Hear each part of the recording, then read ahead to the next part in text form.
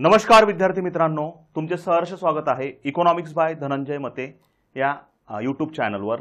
सर्वात आधी आपण संयुक्त गट ब मुख्य या परीक्षेमध्ये इकॉनॉमिक्स याबाबत जे प्रश्न विचारलेले आहेत त्याचे संभाव्य उत्तर आपण पाहणार आहे। सर्वात आधी प्रश्न जे आहे, पहिलाच प्रश्न जो 91 नंबर पासून आपल्याला खाली प्रश्न होते त्यामधला पहिलाच प्रश्न आहे, मोठ्या प्रमाणावरील आयात म्हणजे जे आपण मोठ्या प्रमाणावर आपण आयात करतो किंवा बल्क इम्पोर्ट्स म्हटलेला आहे। जे भारताच्या बाबत हा प्रश्न विचारला, पण भारताबाबत तिथं स्टेटमेंट नाही केलं, पण ते आपल्याला ओळखून घ्यायचं आहे। बल्क इम्पोर्ट्स खालीलपैकी कोणत्या 3 घटकांमध्ये विभागली जाते, म्हणजे 3 घटकांचे ऑप्शन्स खाली आपल्याला दिलेले आहेत। तर यामध्ये आपण बल्क इम्पोर्ट मध्ये बघा, कच्चे तेल म्हणजे क्रूड ऑइल हे कंपल्सरी आपलं आयात मोठ्या प्रमाणात आहे, बल्कमध्ये होते, हे स्टेटमेंट बरोबर आहे। दुसऱ्या ऑप्शन्समध्ये आपल्याला तृणधान्य, कडधान्य, आपल्या देशामध्ये आता प्रोडक्शन चांगलं आहे तृणधान्य कडधान्याचं, खाद्यतेल भलेही आपण करतो परंतु यामधली साखर याची पण मोठ्या प्रमाणात बल्कमध्ये आपण आयात करावी लागत नाही, त्यामुळे ब नंबरचा ऑप्शन चुकीचा आहे। आणि भांडवली वस्तूंची आयात आपली जास्त आहे। यंत्रसाधने जे आहेत, कॅपिटल गुड्स असेल, मशीन टूल्स, हे सुद्धा आपण मोठ्या प्रमाणात आयात करतो, असेंबल करतो भारतामध्ये आणि फिनिश प्रोडक्ट तयार करतो। त्यानंतर म्हणजे उत्तर आपलं अकडकडे चाललं आहे। खतांमध्ये आपण केमिकल हे मोठ्या प्रमाणात आयात करत असतो, त्यामुळे उत्तर जे आहे हे याचं पर्याय क्रमांक संभाव्य उत्तर अ क ड हे यायला पाहिजे। ब नंबरचं का चुकीचं वाटते, कारण की आपल्या देशामध्ये तृणधान्य, कडधान्य तसेच साखर यांचं प्रोडक्शन बऱ्यापैकी होते, म्हणजे बल्कमध्ये ते आपल्याला आयात करावं लागत नाही। एखाद्या वेळेस प्रोडक्शन कमी झालं तर आयात करावी लागते, पण बल्कमध्ये भांडवली वस्तू ह्या कंपल्सरी आपल्या आयात असते। क्रूड ऑइल हे कंपल्सरी आहे, खतामध्ये केमिकल्स हे कंपल्सरी आपल्याला आयात करावं लागते, त्यामुळे पर्याय क्रमांक किती येणार आहे, अ क ड। नेक्स्ट आहे, खालीलपैकी कोणती क्रेडिट रेटिंग एजन्सी जे पतमापन करते, तर ही क्रेडिट रेटिंग एजन्सी भारतातील सेबीमध्ये तिचं रजिस्ट्रेशन नाही। तर भरपूर लोकांचं उत्तर ब्रिकवर करे गेलं असेल, परंतु एक पॉईंट लक्षात ठेवा, मूडीज ही इंटरनॅशनल क्रेडिट रेटिंग एजन्सी आहे, ठीक आहे, आणि ती इंटरनॅशनल क्रेडिट रेटिंग एजन्सी असल्यामुळे तिचं इथं रजिस्ट्रेशन अपेक्षित नाही आहे।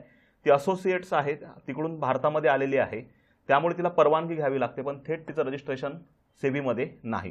तर सेबीमध्ये ज्या क्रेडिट रेटिंग एजन्सीज आहेत ज्यांचं रजिस्ट्रेशन केलेलं आहे त्यामध्ये आहे क्रिसिल आहे जे ऑप्शन 4 आहे, त्यानंतर ब्रिकवर्क आहे 3 ऑप्शन, त्यानंतर केअर आहे, यांचं रजिस्ट्रेशन झालेलं आहे। मूडीज बाबत पहा, मूडीज ही इनडायरेक्ट असोसिएशन्स आहे, म्हणजे ती भारतामध्ये आलेली आहे पण ती डायरेक्ट आपल्या इथलची नसल्यामुळे ती इनडायरेक्टली रजिस्ट्रेशन आहे। Moody's is not directly register with SEBI, okay, मग डायरेक्टली जे आहेत त्या या आहेत, आणि त्यामुळे ऑप्शन पर्याय क्रमांक आपलं किती येणार आहे, 2। नेक्स्ट आहे, हा बजेटमधलाच प्रश्न आहे, करंट बजेटमधला। चालू केंद्रीय अर्थसंकल्प म्हणजे 25-26चा बजेट आयोगाने विचारला। बघा, मी प्रत्येक संभाव्य उत्तरामध्ये सांगत आहे की मागच्या एक ग्रुप सीच्या प्रिलिम्सला आपल्याला बजेट आणि इकॉनॉमिक्स सर्वेवर 5 प्रश्न होते, इथेही सेम पॅटर्न फॉलो झालेला आहे। इथेही प्रश्न आपल्याला इकॉनॉमिक्स सर्वे आणि बजेट अँगलला विचारलेला आहे।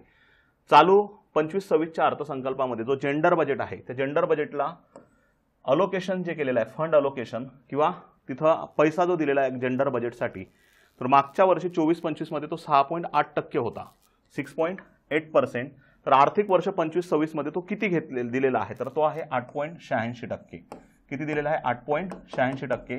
पर्याय क्रमांक किती येणार आहे, 2। The share of gender budget allocation in the total union budget हे PIBच्या साईटवरचं आहे, has increase to 8.86% in fiscal year 2025-26, म्हणजे याचा पर्याय क्रमांक किती येणार आहे आपल्याला, 2, ओके।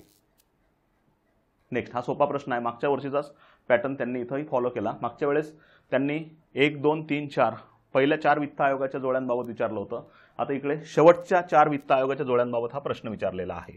तर याचा पर्याय क्रमांक बघा, 16व्या वित्त आयोगाचे अध्यक्ष अरविंद पनगारिया, 15व्याचे NK सिंग आहेत, 13व्याचे विजय केळकर आणि 14व्याचे कोण आहेत, YV रेड्डी आहेत।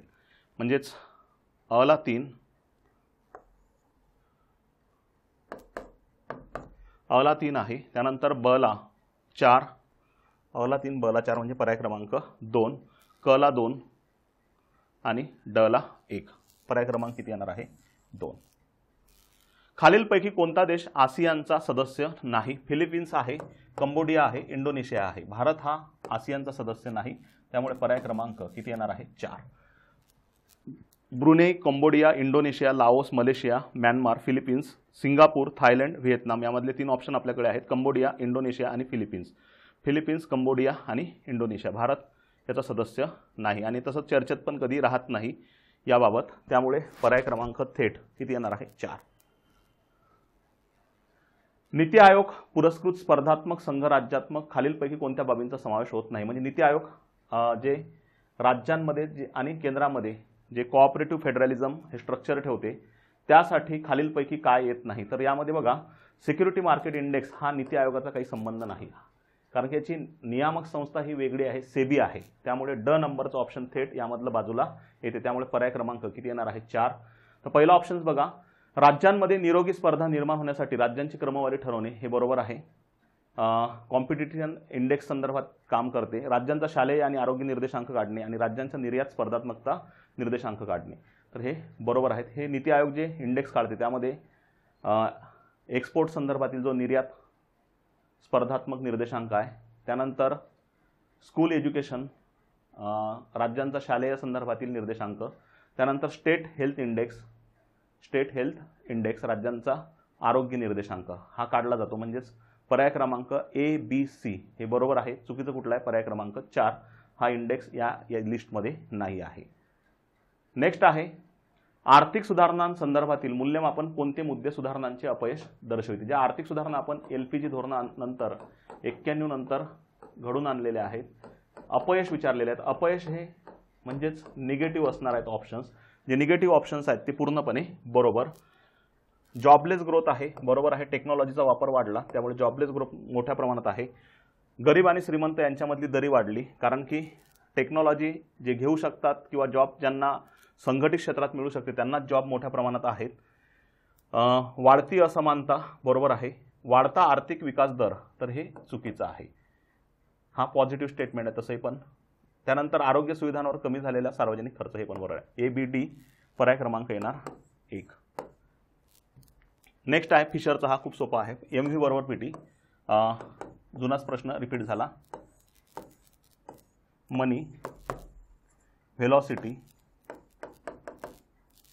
Price and transaction. पर्याय क्रमांक किती येणार आहे? 1. 1969 मध्ये 19 बँकांचे राष्ट्रीयकरण झाले. सोपा प्रश्न.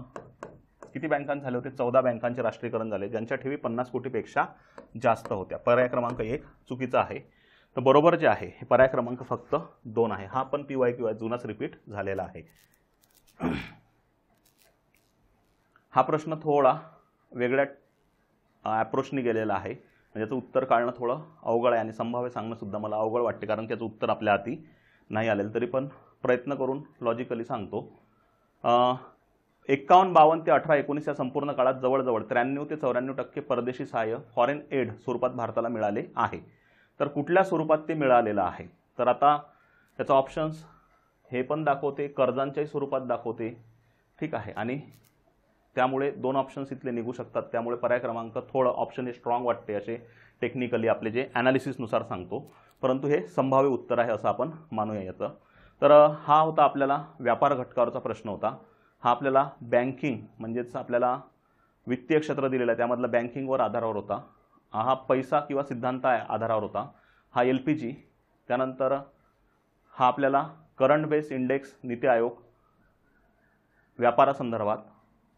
सार्वजनिक वित्त, हा पण सार्वजनिक वित्त. हा वित्तीय संस्था या आधारावर आणि हा व्यापारासंदर्भात, ठीक आहे. तर हे प्रश्न आपल्याला आयोगानं विचारलेले आहेत, त्याचे संभाव्यच उत्तरं आहेत. त्यामुळे आयोगाची आन्सर की आल्यानंतर एखादं दुसरं इकडे तिकडे असेल ते सुद्धा क्लिअरिटी आपल्याला येऊन जाईल. या ठिकाणी थांबूया. Thank you so much.